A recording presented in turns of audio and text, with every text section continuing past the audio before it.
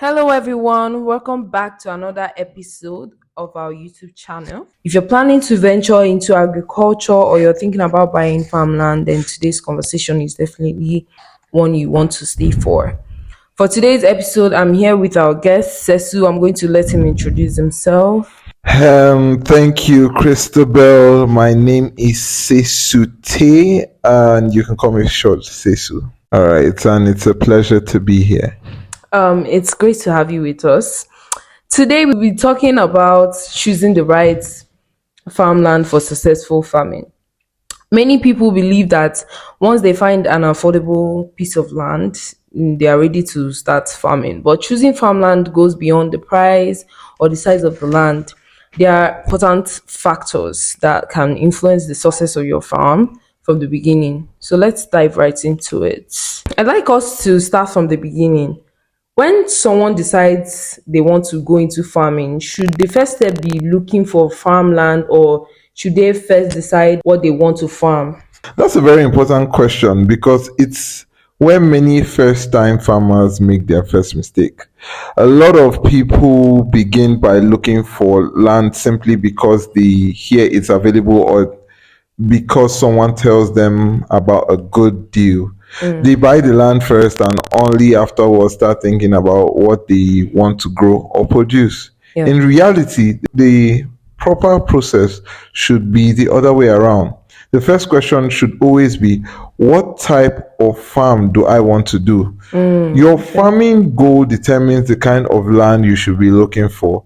Different crops thrive under different conditions, and livestock farming also has its own land requirements. Yeah. For example, the lands that are suitable for rice cultivation may not be the best option for vegetables, just as the lands ideal for poultry farming may not necessarily be suitable for establishing an orchard. Okay. When you define your farming goal first, every other decision becomes easier because you're searching with a clear purpose rather than simply buying land because it's available. Okay. So, in other words, buying farmland shouldn't be an emotional decision or something you do simply because the price looks attractive.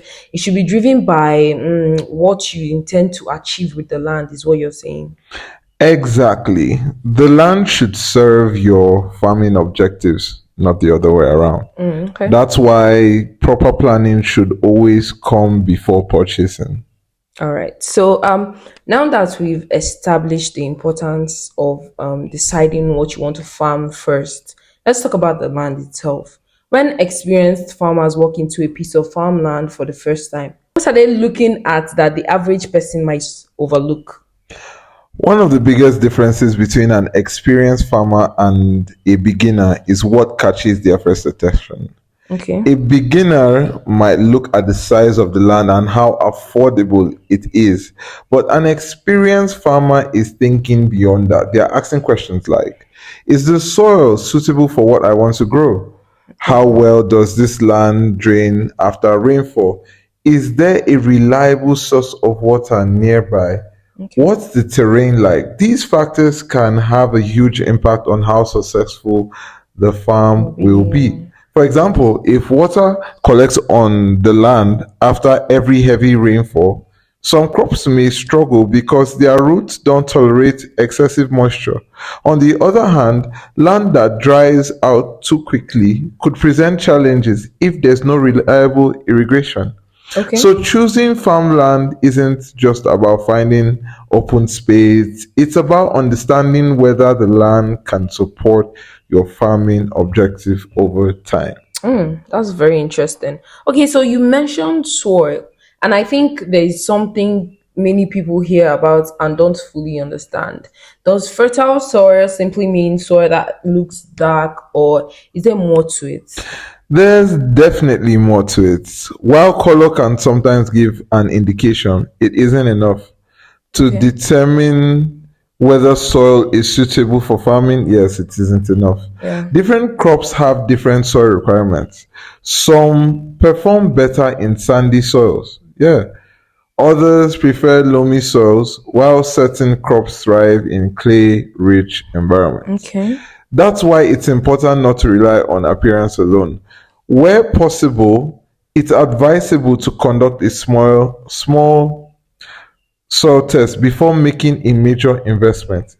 A soil test provides useful information about nutrient levels, soil composition, and pH, helping you determine whether the land is suitable for your intended crop or whether improvements will be needed. Making that small investment in testing can save you from much bigger losses later. Okay, so it's good insight you're giving us. Another factor you've mentioned is water. How important is access to water, especially in a country like Nigeria where farming often depends on seasonal rainfall? Like, how important is water? Yeah, well, let's see. Access to water is one of the most important considerations.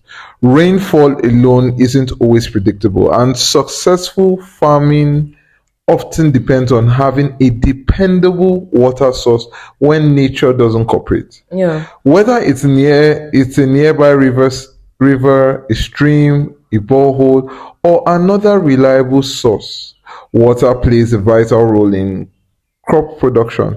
Yeah. Without proper water access, farmers may struggle during dry periods, after affecting both the quality and quantity of the harvest. So, before purchasing farmland, it's Yeah. important to ask not only is there water, but also can this water be accessed consistently throughout the years? Okay. Okay, let's move beyond the farmland itself. Sometimes two pieces of farmland may look similar, but one costs significantly more.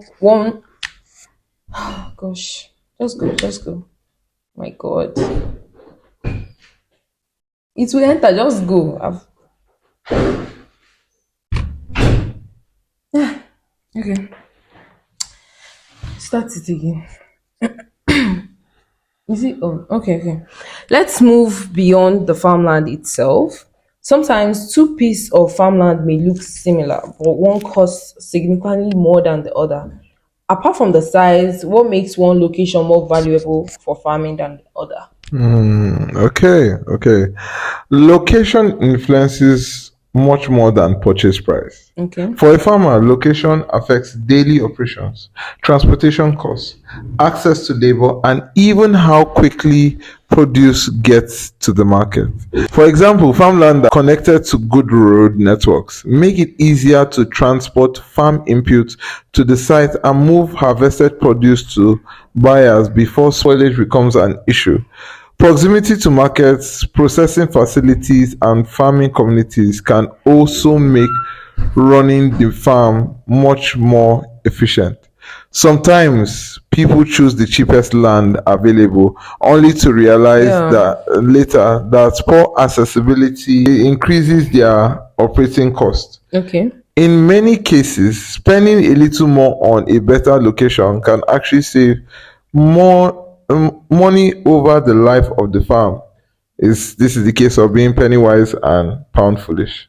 All right. So that's actually an interesting perspective because many people naturally assume that the cheaper option is always the smarter investment. It's understandable Yeah. why people think that way, especially when they are trying to manage cost. But farming isn't just about what you spend on the day you buy the land. It's about the cost you continue to incur throughout the life of the business. If poor access means higher transportation cost every planting and harvesting season, then the land may not be as affordable as it first appears. That's why it's important to look at the bigger picture Yeah. rather than focusing solely on the purchase price. Okay, that makes sense. Okay, we've talked about what people should look for when choosing farmland, but from your experience, what are some of the common mistakes first time farmers make that could have been avoided per se? One of the biggest mistakes is allowing price to drive the entire decision. It's understandable that everyone wants to get a good deal, but farmland shouldn't be chosen simply because it's affordable. The Okay. cheapest piece of land isn't always the most suitable for farming. Yeah. Another common mistake is buying land without a clear farming plan. Some people purchase farmland first and only later begin to think about what they want to produce, which is really wrong. That approach often creates unnecessary challenges because, as we discussed earlier, the type of farming should influence the type of land you choose. Yeah. People also estimate the importance of preparation. They assume that once the land is purchased, farming can begin immediately. Okay. In reality, there's often a lot of work involved before planting even starts. Yeah. Depending on the conditions of the land, you may need to clear vegetation, improve the soil, create access paths, or establish a reliable water source. Another mistake is failing to seek professional guidance. Many beginners rely solely on opinions from friends, family, and whatnot, which can be helpful truly, but agriculture is a technical field. Yeah. So you need to be speaking with experienced farmers Yeah. or agricultural professionals before even Definitely. making the first step. So this can save you time, money, and unnecessary setbacks. Definitely. I think that's very important. I like that you mentioned planning because I think many people focus so much on owning farmland that they don't even think about what comes after the purchase. Would it be fair to say that buying the land is actually just the beginning of the journey? Absolutely, absolutely. I 100% agree with that. Owning a farmland is just the first step. The real work begins after you've acquired it. Yeah. You need to prepare the land, clear it, source quality inputs, develop a production plan, manage labor, monitor your crops or livestock as the case may be, and be Yes. ready to adapt to the changing conditions throughout the farming seasons. Yeah. So rather than seeing farmland as the finish line, people should see it as the foundation which they build a successful farming business. Having the right land gives you a good starting point, but it's what you want to is what you do with the land afterward that determines your success. That's very true. That's actually very true. As we round off today's conversation, imagine someone watching us has decided that they want to buy a farmland before the year ends. What's the most important advice you would give them before they make that investment? My advice would be to take your time and make informed decisions. Don't rush because someone tells you a particular piece of land is available or because you feel pressure to buy one. No, start by asking yourself, what kind of farming do I want to do? Yeah. And what's your long ask yourself, what are your long-term goals? Once these are clear, look for a farmland that supports those goals rather than trying to make your plans fit Makes sense. whatever, Yeah. yeah, it's whatever lands are even available. Yeah. Take the time to understand the land, ask questions, visit the site, seek professional guidance where necessary. Agriculture is a long-term investment. It's not your come back just do today and you get your money. Yeah. Choosing the right farmland is one of the most important decisions you'll make. When you start with the right foundation, you're giving yourself a much better chance of building a productive and sustainable farming business. Oh my God, this has been such an insightful um, episode. Thank you so much for sharing these valuable insights with us today. I believe this conversation has shown that choosing farmland isn't simply about finding land to buy. It's about finding land that will support your farming goals and set you up for a long-term success. To everyone watching, we hope you've picked up practical lessons that will help you make more informed decisions when the time comes to invest in farmland. If you enjoyed this episode, don't forget to like, share, subscribe to the Havana Group's YouTube channel so you never miss future conversations on agriculture, agribusiness, and sustainable farming. We also have our fun segments where we do challenges and 9 to 5 relatable contents. Thank you so much for watching. We'll see you guys in our next episode. Bye.